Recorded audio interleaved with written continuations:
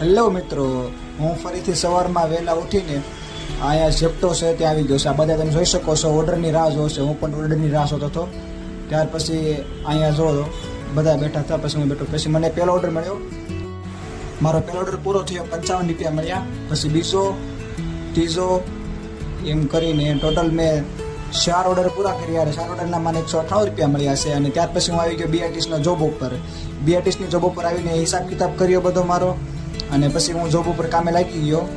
અને કામે લાગીને પછી હું તમને આજે મારી સામેની જે બિલ્ડિંગ છે ને, હું જે કામ કરું તમને રાતે દેખાડીશ.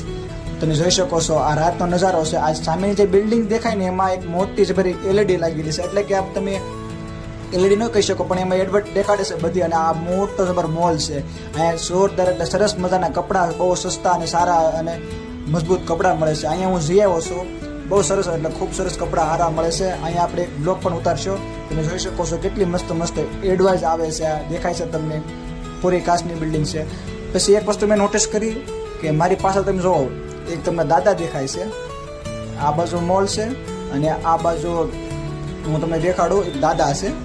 જો આજે પાછળ મારી જોઈ શકો છો એ દાદા છે. એ દાદા રોજ રાતે 9 વાગે અહીંયા આવીને સાફ સફાઈ કરે છે અને પછી અહીંયા એનું સુવાની તૈયારી કરે અને અહીં જમે છે. તમે જોઈ શકો છો આ લોકોને ઘર નથી, આ લોકો બધા ઝૂંપડપટ્ટી વાળા છે. પુલ હેઠે લોકો રહે છે. તમે જોઈ શકો છો આ એનું ઘર છે, આ પુલ નીચે.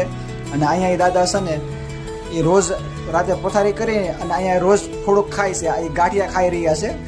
ગાંઠિયા ખાય અને કાંઈક થોડુંક નાસ્તો કરે. ગાંઠિયા ખાય. પોતે મેં શાક રોટલો નથી ખાતો જોયા આ મોલની સામે. બસ અહીંયા આપણો દિવસ પૂરો.